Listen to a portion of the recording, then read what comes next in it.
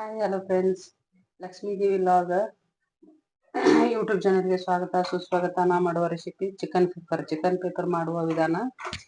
ಈಗ ಚಿಕನ್ ಉಪ್ಪು ಸ್ವಚ್ಛ 4-5 ಸಲ ತೊಳೆದು ಉಪ್ಪು, ಅರಿಶಿನ ಪುಡಿ ಮತ್ತು ಕರಿಬೇವು, ಶುಂಠಿ ಬೆಳ್ಳುಳ್ಳಿ ಪೇಸ್ಟ್ ಹಾಕಿ ಇದೊಂದು ಸ್ವಲ್ಪ ಬೇಯಲು ಬಿಟ್ಟಿನಿ. ಆಮೇಲೆ ಇದೇನೈತಿ ಪೆಪ್ಪರ್ ಮಸಾಲ, ಸೋಂಪು, ಚಕ್ಕೆ, ಧನಿಯಾ ಕಾಳು, ಪೆಪ್ಪರ್ ಕಾಳು ಇವೆಲ್ಲ ಹುರಿದು ಕುಟ್ಟಿ ಪುಡಿ ಮಾಡ್ಕೊಂಡಿನಿ. ಇವಾಗ ನೋಡಿದೆಲ್ಲ ನೀರು ಬಿಟ್ಕೊಂಡಿದೆ. ಇದಕ್ಕೆ ಅದು ಮಸಾಲೆ ಕೊಟ್ಟಿಟ್ಕೊಂಡಿನಲ್ಲ ಆ ಮಸಾಲೆ ಆ್ಯಡ್ ಮಾಡ್ತಾನೆ.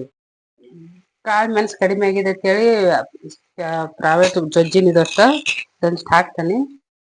ಇದೆಲ್ಲ ಮಸಾಲೆ ಮಿಕ್ಸ್ ಮಾಡಿ ಕುಟ್ಟಿನಲ್ಲ ಇದನ್ನ ಹಾಕ್ತಾನೆ.